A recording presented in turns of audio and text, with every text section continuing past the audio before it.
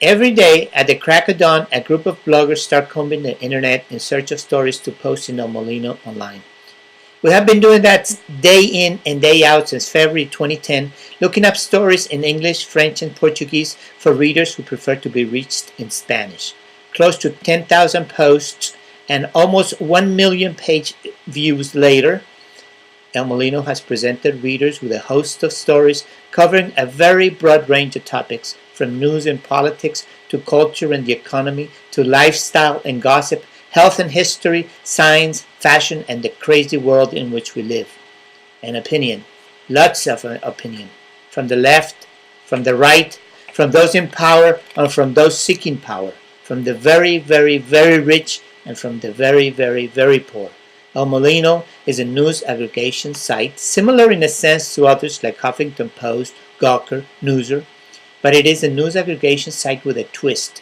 We aggregate material mostly in English and serve them to our public in Spanish. We translate and we summarize. We also link and credit, sending traffic to the original sources as we inform our public about what's being said by those influencers. We provide a service that Spanish language sites do not offer. While they may cover the same story we do, they do so from their own point of view. We provide a service that English language sites do not offer, because such sites do not go after the bilingual public in the US or overseas in Spanish. Throughout our short history, El Molino has shown to be flexible enough to cover very local stories that need to be told to wider audiences. And we've also offered angles in the bigger stories that are not provided by the local Spanish language press. As it grinds information, El Molino builds bridges. It bridges the language gap in some news coverage. It bridges the opinion gap, in many instances giving Latinos the opinions of powerful players in the English-speaking world.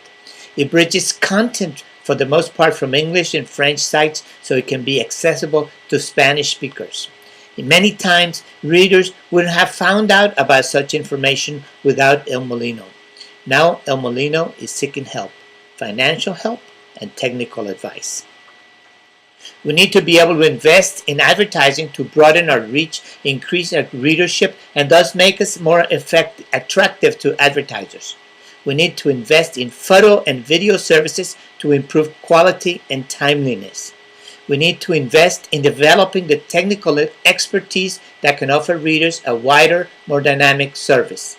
And we need to invest in ourselves so we can spend more time creating more and more better content and less on doing other things to cover our living expenses.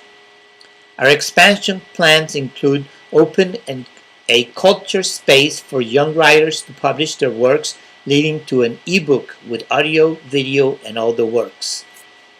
A weekly highlights section that can be streamed live, audio and or video. That, in a nutshell, is El Molino Online, an endeavor for which your help will be greatly appreciated. Thank you very much.